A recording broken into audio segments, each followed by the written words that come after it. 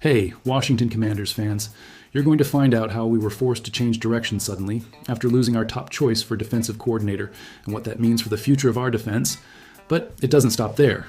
We're going to dive into how Adam Peters' past mistake turned into a blessing in disguise that could save our offseason, and you'll understand exactly how much money we have to spend. And there's more. You'll discover why the dream scenario is crumbling before our eyes, and how we're losing Brian Flores, the best defensive coordinator available on the market. The Washington Commanders are doing their homework in search of a new defensive coordinator following Joe Witt Jr.'s departure at the end of the season. As a fan who follows every move of the team, I know this is one of the most crucial decisions we can make to determine our future success. The search for an offensive coordinator didn't take long after David Blau's quick promotion, but, as expected, the process for the defensive coordinator position has been the complete opposite. The Commanders have already interviewed several high-profile candidates who could transform our defense. They are also waiting for responses from some currently in the playoffs and others considering their opportunities in the league. One of the top targets on the list hasn't even made himself available for an interview after the new management decided to keep him on the team, and now the Commanders need to move on quickly. The Atlanta Falcons are retaining Jeff Ulbrich as their defensive coordinator, and the Commanders are out of that race. There have been many shocking coaching changes in the NFL this offseason, and there are still many dominoes to fall, but one of the latest directly impacts the Commanders' search for a new defensive coordinator. The Atlanta Falcons hired Kevin Stefanski as the new head coach, and he decided to keep Jeff Ulbrich. According to John Keane from ESPN, Ulbrich was one of the Commanders' primary targets, and that's probably why we haven't heard much news about the search for him in recent days. As a fan, this frustrates me deeply because we wasted time pursuing someone who would never be available. Obviously, this was already expected, considering Dan Quinn's connection to Ulbrich, since both worked in Atlanta.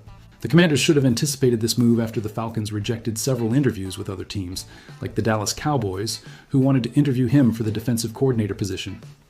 Knowing the Falcons were actively protecting Ulbrich, the Commanders should have had a solid plan B and now need to narrow their options quickly before we lose all the good candidates. Everyone presumed Raheem Morris would be one of the top candidates for the Commanders' defensive coordinator position, but things haven't materialized that way so far. Morris has the freedom to interview with whoever he wants, and has already done several interviews, but the Commanders aren't among the interested teams. It seems Morris wants a head coaching position, or may end up on TV. Hiring defensive coordinator Brian Flores would be the dream scenario for the Commanders, and it's not necessarily impossible, but it's also not likely. Flores has his second in-person interview with the Pittsburgh Steelers for the head coaching position this Tuesday. The Steelers are not his only option, but the Commanders managed to secure an interview with him, and he has a strong connection with Adam Peters. Other candidates that the Commanders should now focus on include significant names. The Commanders also interviewed Carl Scott, the Seattle Seahawks air game defensive coordinator, who is still in the playoffs. If Washington wants to interview him again, or even hire him, they will have to wait until January 26 to make any decisions. This means they might have to wait quite a bit if Scott is the primary target. They also interviewed Jonathan Gannon, another hot name who has also been interviewed by several other teams for the defensive coordinator position. The Commanders could miss out on Gannon if they wait too long and would have to change their strategy again. As a fan, I'm tired of seeing our team always a step behind in the hunt for big names. Other options, like Jim Schwartz, are becoming available. This has been one of the most chaotic coaching exchanges in NFL history, and the Commanders have certainly been affected in their search for a new defensive coordinator.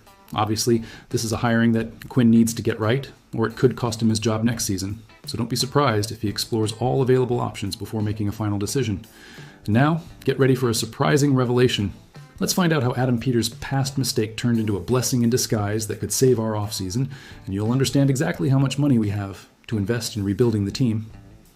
The Washington Commanders kicked off the offseason with several changes to the coaching staff following the departure of both coordinators. As a fan, I know that changes were necessary, but now we need to execute these changes correctly. In addition to the changes in the coaching staff, the roster will also undergo many overhauls, with additions and cuts this offseason that will shape our future. General Manager Adam Peters will have to make many decisions regarding players who will become free agents, and he will also need to sign some, unlike last offseason when he was extremely conservative. The lack of aggressiveness in free agency last offseason hurt the team's season, but it also represented a small blessing in disguise for this offseason. The Commanders have the second largest salary cap rollover to 2026, and that's fantastic news. We were all waiting for that big free agency signing last year, but it simply didn't happen. After a very conservative approach and controlled spending, the outlook is that the Commanders will have over $23.8 million in salary cap space for the 2026 offseason. This is the second largest amount in the NFL, and they will need every penny to rebuild our team. Over. The cap confirmed that this rollover is already reflected in the salary cap numbers. The Commanders currently have the 6th largest salary cap space in the NFL, with $63.5 million. That number could also change if the league's salary cap base increases again. The Commanders can also make several moves to increase it even further, such as cutting Marshawn Lattimore to save another $18.5 million and extending Laramie Tunsil's contract to reduce his impact on the salary cap in 2026. This would give us even more flexibility to make aggressive moves in free agency. The Commanders were in this situation last offseason, but Peters did not use the available money, and that served as a warning.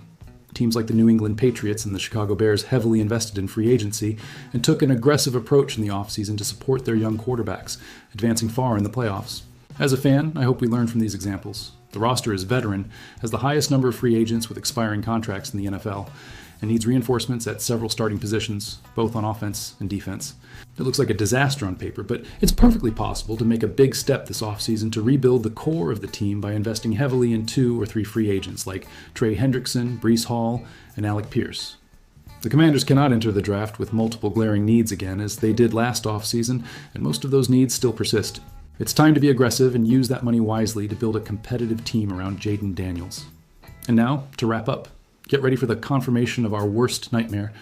Let's definitively understand why the dream scenario for defensive coordinator is coming to an end and how we are practically out of the running for Brian Flores.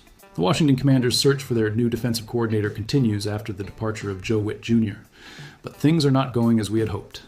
Things have gone quiet recently, after rumors that the team had interviewed heavyweight candidates like Jonathan Gannon, Brian Flores, and Carl Scott. As a fan, this lack of news leaves me extremely anxious and concerned.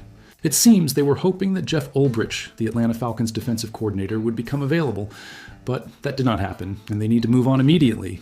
However, that ideal scenario seems very unlikely now, after recent reports showed that Ulbrich has options well ahead of Washington, which puts us in a tough spot. Brian Flores seems to be an even more unlikely option for the Commanders, and that is the painful reality. I think everyone agrees that Flores would be the safest hire of the coaching cycle if the Commanders could bring him in as the next defensive coordinator, but is that really possible? It was truly surprising to see that the Commanders managed to get an interview with Flores. This renewed hopes for all of us passionate fans.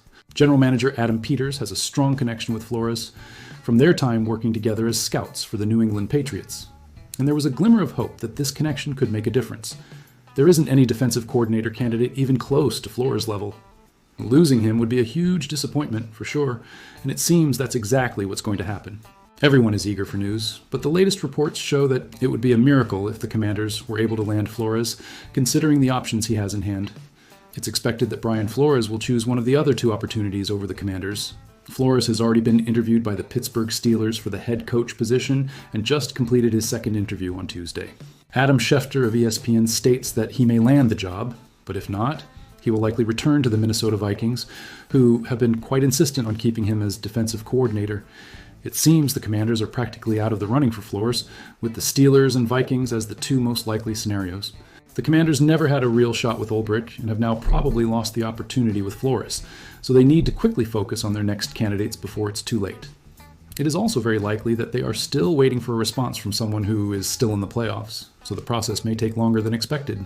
Teams have to wait until January 26th to interview or hire any players who are still in the playoffs, which means we may have to wait a few more weeks.